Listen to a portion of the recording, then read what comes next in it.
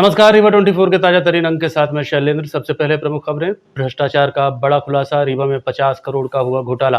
राजस्व विभाग के अधिकारी हड़ताल पर, कामकाज पूरी तरह ठप। रक्षाबंधन के शुभ अवसर पर डिप्टी सीएम ने नगर निगम रीवा के सफाई कर्मियों को दिया खास उपहार। और 14 वर्षीय बालक की इलाज के दौरान मौत, परिजनों ने अस्पताल व्यवस्था पर लगाए गंभीर आरोप, की 1 करोड़ रुपए मुआवजे की मांग। इन खबरों सहित अन्य खबरें विस्तार से। लोक निर्माण विभाग यांत्रिकी विभाग में 50 करोड़ रुपए के फर्जीवाड़े का सनसनीखेज मामला सामने आया है। आर्थिक अपराध अन्वेषण शाखा ईओडब्ल्यू ने इस मामले में एफआईआर दर्ज कर ली है। लोक निर्माण विभाग यांत्रिकी विभाग के तत्कालीन कार्यपालन यंत्री विनय कुमार श्रीवास्तव के विरुद्ध आपराधिक अपराध अन्वेषण ब्यूरो द्वारा शिकायत प्रकरण पर पंजीबद्ध की गई प्रकरण क्रमांक 441/25 के विरुद्ध बीके माला एडवोकेट रीवा ने एक लिखित शिकायत में 50 करोड़ से अधिक राशि में व्यापक स्तर पर भ्रष्टाचार किए जाने की शिकायत की थी, जिसमें विनय कुमार श्रीवास्तव, सेवानिवृत्त प्रभारी कार्यपालन यंत्री एवं एसडीओ सब इंजीनियर संविदा के विरुद्ध शिकायत की गई थी। आरोप लगाया गया था कि 1-2 संविदाकारों को लाभ देने के लिए कई बार रिवाइज किया गया और एरिया बढ़ाकर फर्जी भुगतान किया गया, जिसकी आर्थिक अपराध अन्वेषण ब्यूरो रीवा द्वारा आवेदक बीके माला की शिकायत पर जांच शुरू हो गई है। प्लानिंग की गई थी, जिसमें माननीय विधायक श्री राजेंद्र शुक्ला का भी कई बार उन्होंने रिवाइज करने का जिक्र किया था, जिसकी नोट शीट और साथ में कार्यपालन के वरिष्ठ अधिकारियों ने नोट शीट में उल्लेख किया था कि यह नियम विरुद्ध है। पीडब्ल्यूडी लोक निर्माण विभाग विद्युत यांत्रिकी के शासन के सर्कुलर के नोट शीट में लिखा है, शासन के सर्कुलर में आदेश में लिखा था कि इस प्रकार का रिवाइज बार बार नहीं किया जा सकता, जो शासन के रेगुलेशन के विपरीत है। उसी कॉपी लेके हमने एक लिखित शिकायत की है आर्थिक अपराध अन्वेषण ब्यूरो मध्य भोपाल का, जिसमें और रीवा कार्यालय में, जहां आर्थिक अपराध अन्वेषण ब्यूरो रीवा प्रकरण क्रमांक 441/25 उन्होंने प्रकरण पंजीबद्ध कर लिया है। यानी शिकायत पर प्रकरण शिकायत पंजीबद्ध करके उन्होंने विवेचना शुरू कर दी है, जांच शुरू हो गई। ये अपराध किस तरह का था, कैसे अपराध किया गया? ये रिवाइज के नाम पर भ्रष्टाचार किया गया था, जिसमें 50 करोड़ से अधिक की राशि थी। और ये टेंडर हुआ, टेंडर कॉल किया गया। टेंडर कॉल करने के बाद माननीय विधायक श्री राजेंद्र शुक्ला का उल्लेख करके उन्होंने कई बार उसको रिवाइज किया, और रिवाइज करने के बाद उन्होंने उस राशि का अमाउंट लगभग 50 करोड़ से बना दिया गया। इसमें विनय कुमार श्रीवास्तव कार्यपालन प्रभारी के साथ साथ पूर्व कार्यपालन भी है, और वर्तमान में एसडीओ सब इंजीनियर और विद्युत विभाग के अधिकारियों की सांठगांठ है, जिसमें हमने एक नक्शा मांगा। माननीय विधायक श्री राजेंद्र शुक्ला का उल्लेख करके आपने कहां से वो प्राप्त किया है, नक्शा कहाँ है, उन्होंने नक्शा उपलब्ध नहीं कराया, जिसकी हमने लिखित शिकायत मैं दस्तावेज अभिलेख के साथ आर्थिक अपराध अन्वेषण ब्यूरो मध्य भोपाल को हमने ये पत्र प्रेषित किया था, और जिसमें हमने एक क्रमशः सभी चीजें उल्लेख की थी। हमने उल्लेख किया था कि ये चीजें हुई हैं और ऐसी गड़बड़ी इन्होंने की है, और इस आधार पर आर्थिक अपराध अन्वेषण ब्यूरो रीवा ने इनकी जांच शुरू कर दी। देखिए, अभी रिसेंटली लगभग 15 दिन पहले करीब कंप्लेंट रजिस्टर्ड हमारे यहाँ हुई है, और जैसा हमारा जो एसओपी है उसके अनुसार उसमें कार्रवाई चल रही है। वेरिफिकेशन लेवल पर भी कार्रवाई है। उसमें जो तत्समय थे मिसेस विनय श्रीवास्तव, और उनके खिलाफ ये कंप्लेंट रजिस्टर्ड हुई है, और आई थिंक वो रिटायर्ड भी हो गए हैं। सर, 2 करोड़ से 50 लाख रुपए तक वो कौन सा मामला था, इसमें आरोपी क्या कार्रवाई हो सकती है? देखिए, अभी ये तो बिल्कुल इनिशियल स्टेज पे है, अभी तो इसमें कुछ कह पाना संभव नहीं है। यद्यपि अगर ये जो तथ्य उसमें जो शिकायत में उल्लेखित है वो सही पाए जाते हैं तो इसमें अपराध पंजीबद्ध होगा। राजस्व विभाग के अधिकारी हड़ताल पर चले गए हैं, जिससे आम जनता को काफी दिक्कतों का सामना करना पड़ रहा है। रीवा सहित आसपास की तहसीलों में राजस्व अधिकारियों के हड़ताल के चलते दफ्तरों में कामकाज पूरी तरह ठप रहा। पेशी की तारीख पर तहसील पहुंचे लोग मायूस होकर लौटते नजर आए। अगली तारीख लेकर घर वापस जाना उनकी मजबूरी बन गई। प्रदर्शन कर रहे अधिकारियों का कहना है कि जब तक उनकी मांगें नहीं मानी जाती तब तक वो काम पर नहीं लौटेंगे। राज्य शासन के द्वारा जो हमारे राजस्व अधिकारी हैं उनके मध्य न्यायिक एवं गैर न्यायिक में कार्यों का विभाजन किया गया है। चूँकि तहसीलदार और नायब तहसीलदार की जो भर्ती है, सेवा शर्तें हैं, हमारी भर्ती ही राजस्व कार्यों के लिए होती है, और जो हमें कार्यपालिक मजिस्ट्रेट की जो शक्तियाँ मिलती हैं वो अतिरिक्त शक्तियाँ होती हैं जो जिले में कलेक्टर महोदय देते हैं, परंतु इस विभाजन से हमारा जो मूल कार्य है हम उसी से विरत हो रहे हैं।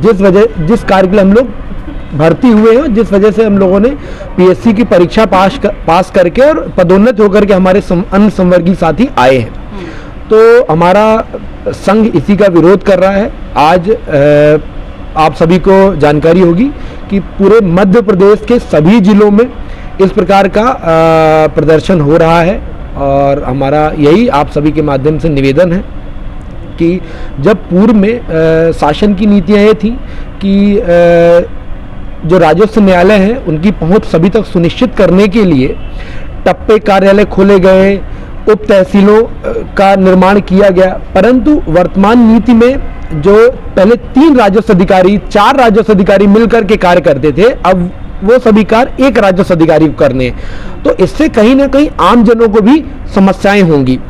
जो मूलभूत समस्याएं थी उन पर ध्यान नहीं दिया गया। मूलभूत समस्याएं क्या थी?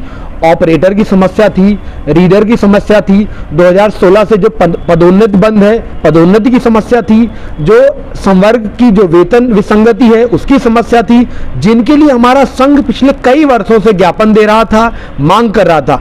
उन समस्याओं की ओर ध्यान नहीं दिया गया, उन समस्याओं की ओर किसी ने ध्यान नहीं दिया, और उन समस्याओं को पीछे धकेलते हुए एक नया विभाजन कर दिया गया। इससे कहीं ना कहीं पूरा संवर्ग हतोत्साहित है, निराश है। आप सभी जानते हैं कि हमारे राजस्व अधिकारी, चाहे वो चुनाव का कार्य हो, चाहे वो आपदा का कार्य हो, चाहे कोरोना काल के दौरान के कार्य हो, कहीं पर भी हमारा संवर्ग पीछे नहीं रहा है। परंतु वर्तमान परिदृश्य में हम सभी राजस्व अधिकारी शासन की इस नीति से बहुत दुखी है, हतोत्साहित है, और हम सभी आपके माध्यम से अपील करते हैं कि शासन हमारी मांगे सुने और उस पर न्यायोचित निर्णय करे। एक अध्ययन ग्रुप बनाए, उसके अनुसार इसके लाभ और हानि पर विचार करने के उपरांत एक तार्किक निर्णय लिया जाए। अभी बिना किसी संसाधन को उपलब्ध कराए एक तरफा निर्णय ले लिया गया है कि न्यायिक और गैर न्यायिक में विभाजन कर दिया जाए। अब आप ही बताएं, सीधी जिले के जैसे सिहावल जैसे तहसीलें हैं, कुसमी जैसे तहसीलें हैं, वहां पर गैर न्यायिक व्यक्ति क्या कार्य करेगा? ऐसे दूरस्थ।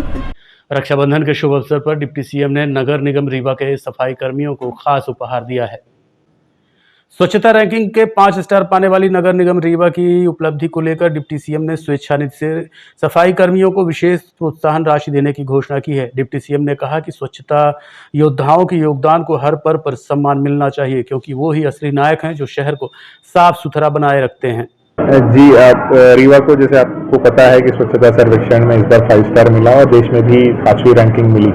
ये सभी हमारे जो सफाई कर्मचारी है उनकी कड़ी मेहनत का नतीजा है कि हम इस मुकाम पर पहुंच पाए, और अत्यंत हर्ष की बात है कि माननीय उप मुख्यमंत्री महोदय ने आज इनको 12,50,000 रुपये की स्वच्छानुदान से राशि दी है, जो एक बहुत बड़ा मोटिवेशन मुझे लगता है सभी हमारे कर्मचारियों के लिए रहेगा, जिससे वो और अधिक मेहनत से और अधिक पॉजिटिविटी से अगले साल और बेहतर काम करने का उनको एक हौसला मिलेगा।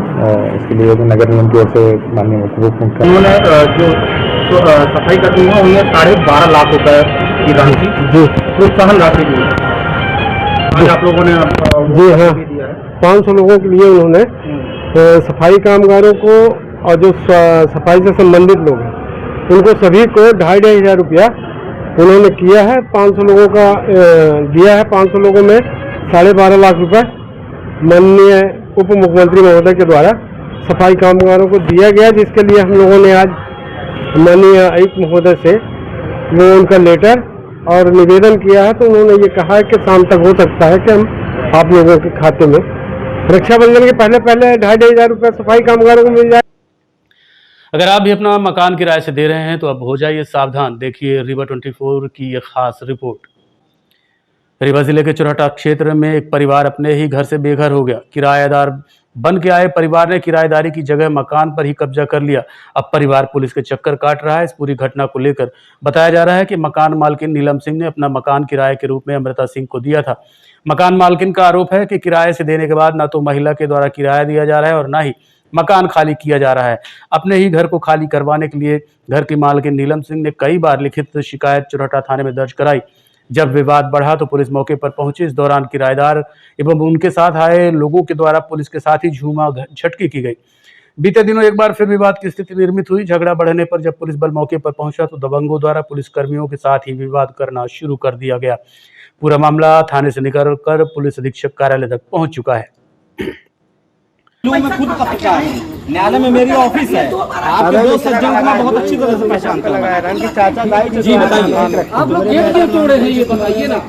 गेट मैं अपना तोड़ा आपका गेट को क्या बिगाड़ा था कि गेट तोड़ दिए थे? अरे मैं आप चाबी मांगते थे, मैं चाबी देता नहीं दिया हूँ।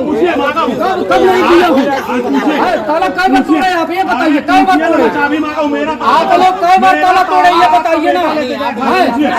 आप नहीं लेके गए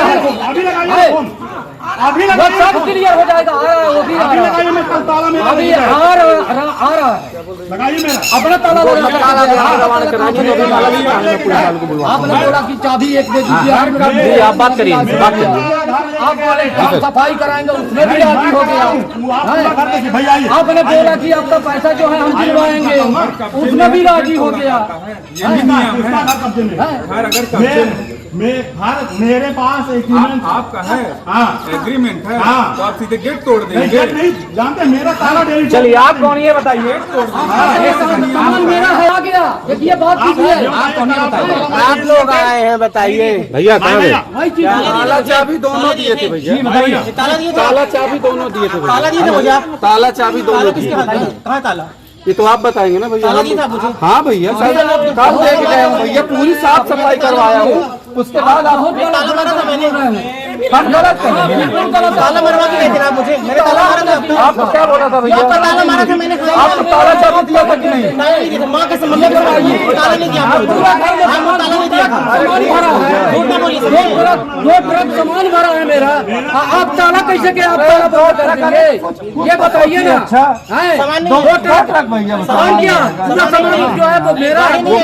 आप बोल रहे हैं कि ताला मैं मार दूंगा, क्यों मारेंगे? गाड़ी आपकी तो नहीं है, गाड़ी मेरी ना है। वही चीज ना, गाड़ी क्या नाम है? नीलम वर्मा, कहाँ से आई आप? चिरौला कॉलोनी कृष्णनगर से। क्या घटना क्या हुई? मकान किराए से दिए थे तो पहले खाली नहीं करे थे, फिर अब खाली कर दी, समझौता हो गया था। फिर 2-3 महीने पूर्व हम लोग खाली कर दे रही, बोली हो गया हमारा घर बन गया, तो हम वहाँ जा रहे हैं, अपना घर देख लो। तो 5-6 दिन पहले साफ सफाई कराए घर में, अपना ताला लगा दिए। फिर परसों क्या हुआ कि देखे तो ताला तोड़ के हमारा अपना ताला लगाई हुई थी। तो फिर हम लोग परसों फिर मतलब वो करे, बुलाए तो फिर आई तो 4-8-10 गुंडे लेके आ गई, राड और डंडे लाठी लेके धमकाने लगी और गाली गलौज करने लगी, मारने को दौड़ने लगी। फिर पुलिस वाले आए तो फिर वो बीच बचाव करे। फिर वहां से हम लोग आए तो फिर आज एसपी ऑफिस आए हैं आवेदन देने, यही गुहार लगाने आए कि अभी वो महिला कहाँ है? अभी वो महिला अपने घर में जहाँ बनवाई है घर वहाँ रहती है। क्या नाम है? अमता सिंह, पति का नाम पिंटू सिंह। ताला लगा के फिर चली गई? ताला लगा के फिर से चली गई है। मारने की धमकी दे रही है, जान से मारने की धमकी देती है कि अब कोई घुसेगा मेरे घर में तो मैं जान से मार दूंगी, गोली बंदूक बताती है कि मैं मार दूंगी। और घर हमारा है, पूरे डॉक्यूमेंट हमारे पास है, पूरा खसरा कॉपी सब जितना घर सब हमारे नाम है, और बिजली का बिल हमारे नाम, नल का हमारे नाम, सब हमारे नाम है। उसके नाम कुछ भी नहीं है, बल्कि बोल रही थी जब किराए से देते तो मेरे नाम बिजली का बिल कर दो तो मैं जमा करती रहूंगी। हम बोले हमारे नाम रहेगा, तुम जमा बस करना, बस हो गया। प्रकरण पूरा न्यायालय में चल रहा है? हाँ, क्या न्यायालय में चल रहा है? न्यायालय में हो गया, यही चल रहा है जैसे केस होता है। जब वहाँ चौराहा थाना में रिपोर्ट करे थे तो वही चल रहा है। हाँ, न्यायालय में पहुँच गया है। पर देखते रहिए Rewa 24 news, city cable network. मिलते हैं छोटे से ब्रेक के बाद। हड्डी जोड़ एवं रीढ़ रोग तथा स्त्री रोग एवं प्रसूति रोग का इलाज एक ही छत के नीचे। विघ्नहर्ता hospital and trauma centre, hotel landmark के पास, रतहरा, रीवा। डॉक्टर संतोष सोनी, पूर्व चिकित्सक, बॉम्बे हॉस्पिटल, मुंबई। हड्डी जोड़ एवं रीढ़ रोग विशेषज्ञ, छोटे चीरे एवं दूरबीन विधि द्वारा हाथ तथा पैर की हड्डियों का ऑपरेशन। गठिया बात, जटिल एवं बिगड़े हुए फ्रैक्चर का बेहतर इलाज करते हैं डॉक्टर संतोष सोनी। विघ्नहर्ता हॉस्पिटल ट्रामा सेंटर में ही स्त्री एवं प्रसूत रोग विशेषज्ञ डॉक्टर शैलजा सोनी भी उपलब्ध हैं, जिनकी देखरेख में नॉर्मल डिलीवरी, सिजेरियन ऑपरेशन एवं बच्चेदानी से संबंधित ऑपरेशन की बेहतर सुविधा। संतानहीन दंपत्ति तत्काल संपर्क करें। विघ्नहर्ता hospital and trauma centre, hotel landmark के पास, रतहरा, रीवा। सुविधाजनक एवं सफल इलाज हेतु आज ही संपर्क करें। विघ्नहर्ता hospital and trauma centre, hotel landmark के पास, रतहरा, रीवा। मोबाइल नंबर 7828781983 अथवा 8462956774 पर।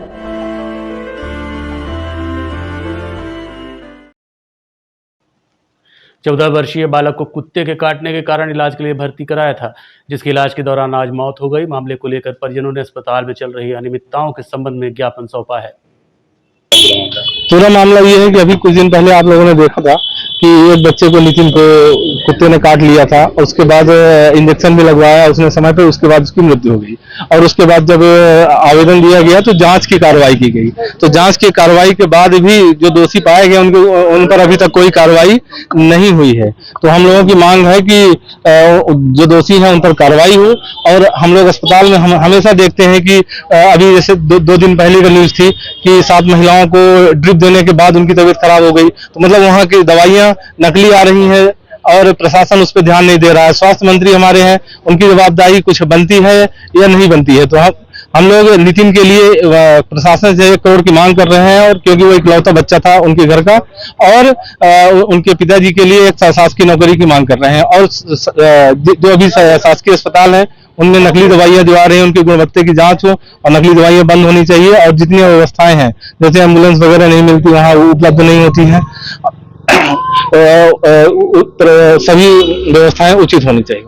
डॉक्टर लापरवाही बरती है, उसमें एडमिट नहीं किया उस दिन। हाँ, अब देखिए, हाँ, अब जैसे अभी इनसे जब जानकारी लेते हैं कि कुत्ते काटने से कितने लोग हमारे अस्पताल में, तो ये होता है कि वो लोग कुत्ते जो जिनको रेबीज इन्फेक्शन हो जाता है उनको डॉक्टर लोग एडमिट ही नहीं करते हैं। तो वो कहते हैं हमारे पास इसकी कोई जानकारी नहीं है। जबकि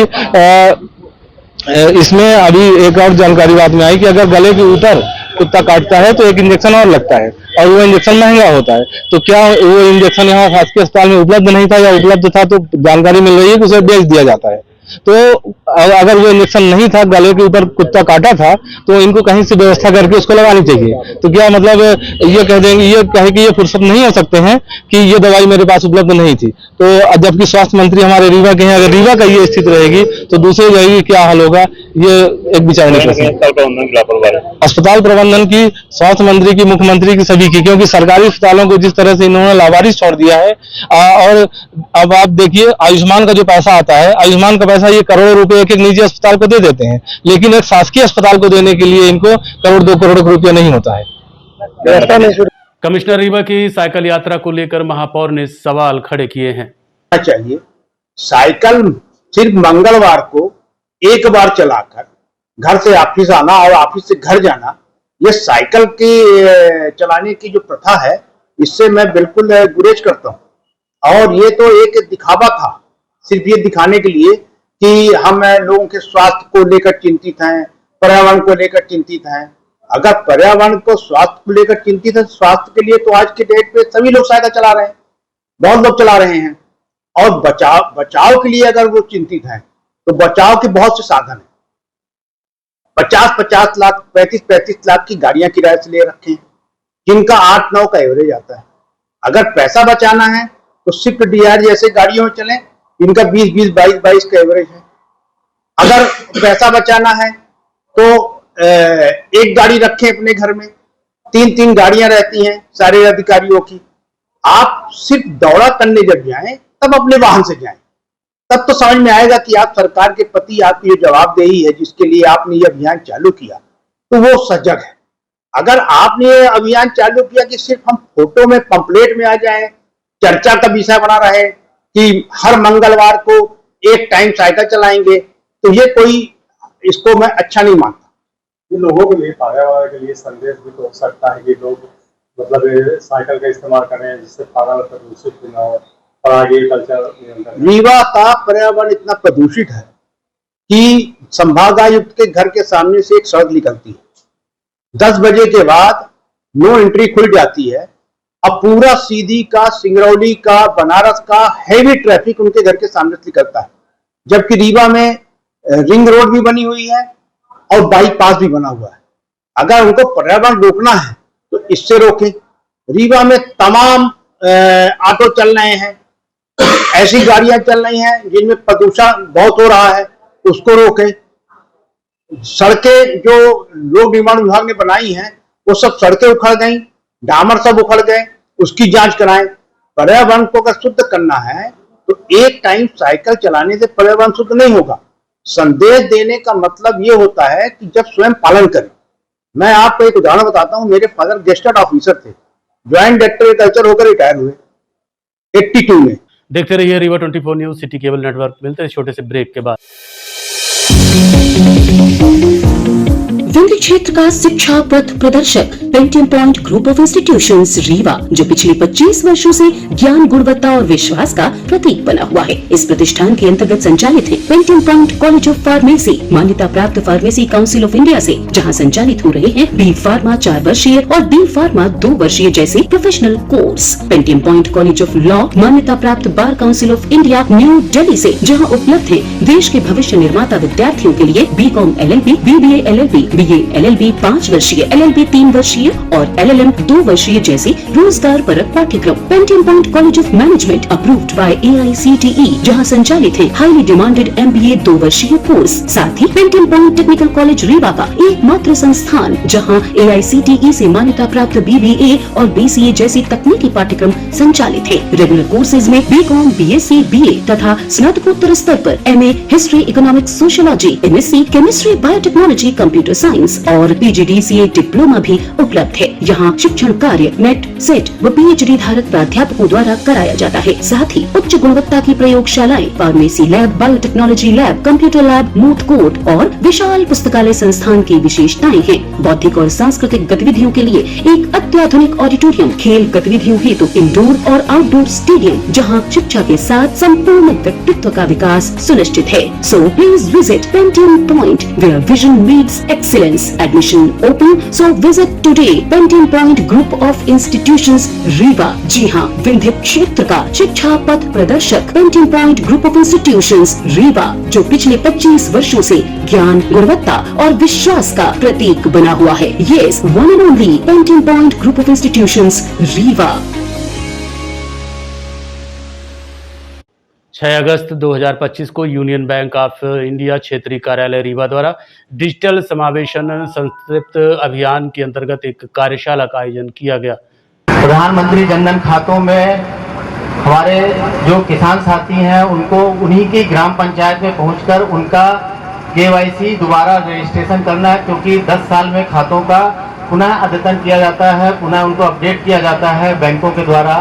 तो आप सभी को उसमें परेशानी ना हो, बैंक की शाखाओं तक जाना ना पड़े, उसके लिए भारत सरकार ने यह अभियान 3 महीने के लिए चलाया है। आज के अंक में इतना ही। देखते रहिए रीवा 24 न्यूज। नमस्कार।